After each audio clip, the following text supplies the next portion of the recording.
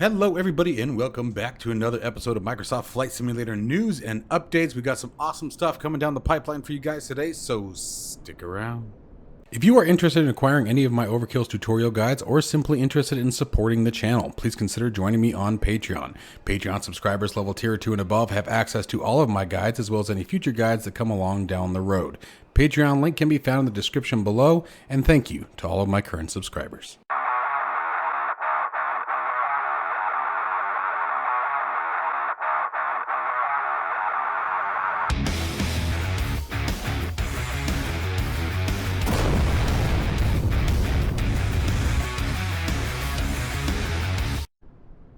All right, you guys, so first up, a little bit of channel news coming out of the gates today. We have an update on my Overkills ATR 72-600 guide that is getting ready to release.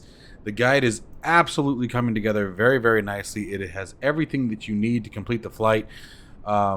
It's really become quite the masterpiece, if I do say so myself. The ATR is actually a ton of fun, you guys. I was really blown away about how much fun the ATR is to fly, and then for an aircraft that's coming from the Microsoft Flight Simulator marketplace, it really surprised me. The functionality and overall feature list of the aircraft is absolutely impressive. It's a really, really awesome aircraft. If you guys are interested in picking up this guide, and again, the release we should be looking at within the next 48 hours. I got a couple more things I need to polish out, finish up the index, if you will, or table of contents. And a few other things here that are in the chat or in the guide that need to be polished out.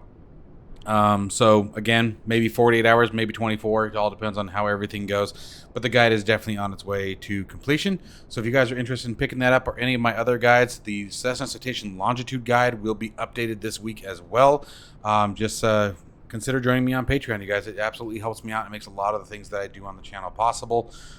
Without you Patreon supporters, there's so much that I've done on this channel that I would not have been able to do. So thank you all. I can't tell you how much I appreciate the support from everybody involved. Got Friends has re-announced their F4F, I always want to say Hellcat, and that's the F6, the Wildcat, coming to Microsoft Flight Simulator, and development of this aircraft has resumed. They had put out a teaser video a long time ago, and unfortunately they ran into some hiccups. I believe it was with the support team and being able to complete the development process of the Wildcat. The Wildcat was a World War II fighter, very common in the early parts of the war, especially in the Pacific. And it was replaced by the F6F Hellcat. Reason being is that, unfortunately, as cool and very gorgeous as the Wildcat is, it couldn't compete with the Zero. Got Friends has announced that the aircraft's going to be very authentic according to the real aircraft, as best as they can simulate, at least to their knowledge and abilities, and going to even have a propeller crank system involved in the aircraft. Super excited for this one. They've done an absolutely beautiful job. I think where my biggest excitement comes from is just how gorgeous it looks. It looks absolutely stunning. I'm really, really impressed with the exterior work that they've got done here on the aircraft. I mean, the prop looks absolutely amazing, and that was such a big radial engine. This one is going to be really awesome. I think I'm really looking forward to this one. Got Friends really hasn't done anything bad, in my opinion, that I've seen yet, and they always just the creativity and the different directions that they're willing to take their development team is a super experience for me as a simmer, and I'm really grateful to be a part of their product lines. Every time they launch a new aircraft, I love showcasing their stuff. So count your fingers down, guys, whatever it may be, and hopefully we'll see the F4F Wildcat very soon. A developer I have not heard from for quite a while bounced back, and that is AIG.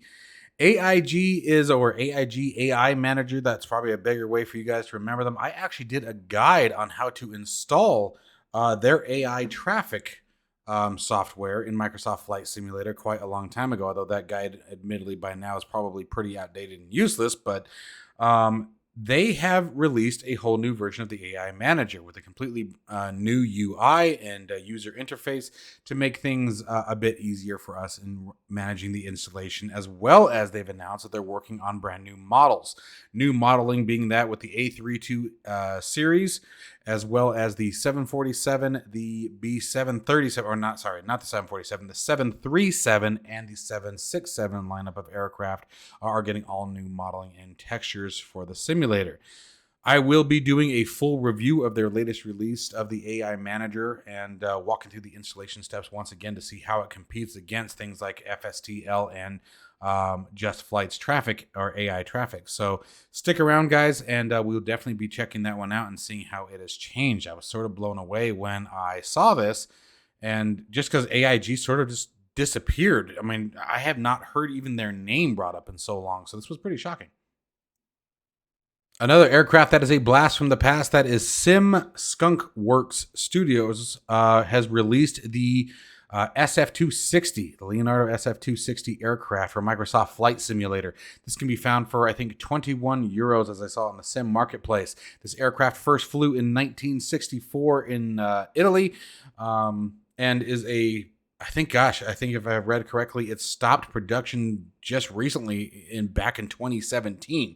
So the aircraft was around for a very, very long time. They have a very awesome YouTube video demonstrating the aircraft, which I will leave a link to down in the description below if you guys are interested in watching. It definitely seems to be modeled very, very well. It is said to be completely modeled and fully featured. Meaning that everything that would work in the real aircraft works in this particular model and variant of it in Microsoft Flight Simulator. Right now, there is just the standard version of the aircraft, but soon to be a updated avionics suite, I believe is what enhanced avionics, what they stated. That will be releasing later on down the road. Again, this is the Leonardo SF260, a very interesting aerobatic aircraft from all the way back in the 1960s. So sort of intrigued by this one. It's definitely got that nostalgic look to it. If you come back inside the cockpit, all steam gauges, which I'm totally all about. I really like that a lot of these older aircraft are starting to come back out, and we're starting to step away a little bit from the glass cockpits. You know, the more aircraft that come out like that, I just think it makes it a bit more fun inside the simulator. The glass cockpits were just so popular for so long in all of the new releases, which I understood. You work with what's available to quickly get some product line out and get your name out there, and I totally understood that. But it's really nice to start seeing some of these other developers coming out with some of the more nostalgic and aged aircraft, getting us back into the old-fashioned habit of learning how to read the gauges. But again, this is not only a really cool cruiser, but also an aerobatic aircraft. So for basically let's call it $25 US. I think that's a little bit less than that, actually. That's really not bad, and that's going to be picked up on the Sim Marketplace, which I'm always a fan of when it comes to being able to purchase third-party versus inside the Sim, because then you get the updates faster, is the biggest reason why. I thought that update time was going to be reduced a little while back, but it doesn't seem to have changed very much. So let me know what you guys think. If you're going to be picking up the Leonardo SF260, or if you already have, by all means, comment down below and let us know how it is. A real quick touch on Sim Update 13 Beta. I am a part of the beta release, you guys, and later this week or earlier this weekend, we will be flying the 747. We haven't been in the cockpit of the 747 in a very long time, and I think the biggest changes that I want to talk about in regard to Sim Update 13 is the changes to the 787 and 747 avionics, especially with the EFB now being able to integrate directly with SimBrief and pull your weights, fuels, passengers, etc. directly into the cockpit without having to program all that manually or set it up in the weights and balances menu within inside the simulator. So now, much like the other aircraft, such as the Flybywire, even the ATR here that we showed earlier, you can do it directly from the EFB. Now, with the 787 and 747 series of aircraft, you will also be able to do the same thing thanks to the avionics updates provided by Working Title. On top of that, there is a massive list of other changes and impacts that have been happening. Both the TBM and the Cessna Citation Longitude also saw a little bit of avionics love with some minor updates to the navigation displays, being able to show windage information. There was a few other changes. Nothing too critical. There was some updates to the odd auto throttle behavior that came with the Cessna Citation Longitude, which I was happy to see, as I definitely was impacted by that more than once, and it screwed me up. So that was kind of cool to see. Sim Update 13 Beta is looking to be fairly promising. I did have some interesting VR behavior yesterday when trying out the Pimax Crystal. I was flying it around for a little bit and was noticing some odd behavior ever since the Sim patch that I wasn't noticing before. So I'm hoping that gets addressed here pretty quick, because I think it is a global impact. Later, I will be trying the 8KX once again and determining whether or not it was specific to the Crystal or if it was with the VR experience in general. It was some very odd behavior, some weird stuttering lag that I hadn't seen before without necessarily having any kind of frame rate drop. It didn't matter what aircraft I was in. I actually showed a lot of that in my review video as well. So if you guys are interested in checking that out, watch my Pimax Crystal review. Towards the end, I was in the cockpit of 3 different aircraft, and you guys can see what I was talking about. And it didn't matter what aircraft I was in. We started out with the TBM 930, went over to the Comanche, and then down to the JP Logistics Cessna 152. And I got the same frame rate in every aircraft, the same behavior in every aircraft, the same frame rate drop in every aircraft. I mean, it was really weird. It was consistent no matter what plane I was flying, which lets me know that it was very likely an issue with the sim and the way it's handling VR, because especially moving from like the TBM 930, which has the triple glass cockpit, down to the, especially down to like the Cessna 152 from JP Logistics.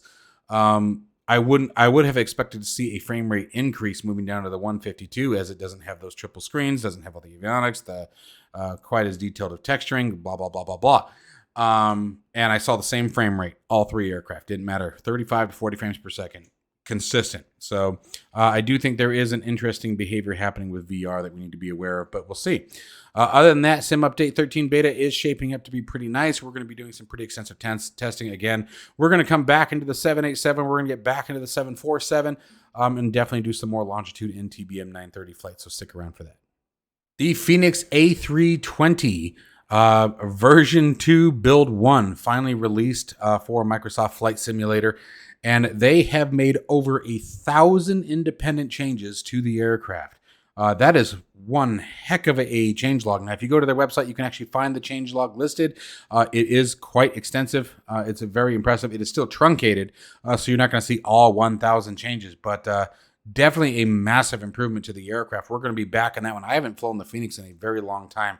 So I actually downloaded the newest version today, and my goal is before the end of the weekend to be back on the Fenix A320, and we'll also probably be doing that with some Beyond ATC, so stick around.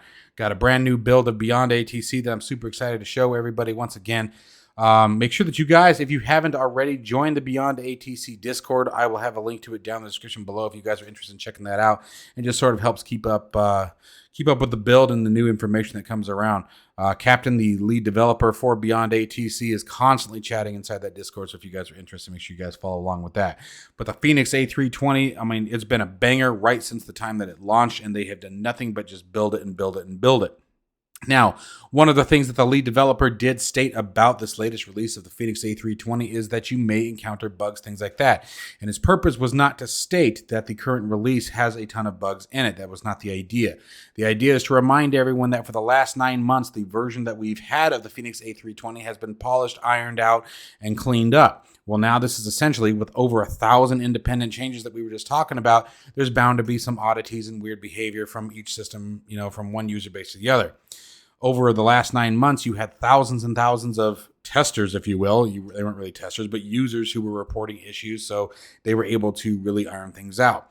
Where with this version 2 build 1 release now, you had a couple of dozen testers. So obviously there's going to be things that slip through, so just keep that in mind, that if you do choose to upgrade to the latest version right now, you may run into some odd behaviors. However, they felt that they were very comfortable with its current build, and definitely felt that any known issues that currently existed were not worth holding the aircraft back. So again, this is one that we will definitely be flying. I haven't flown this one in a very, very long time, so it'd be kind of cool.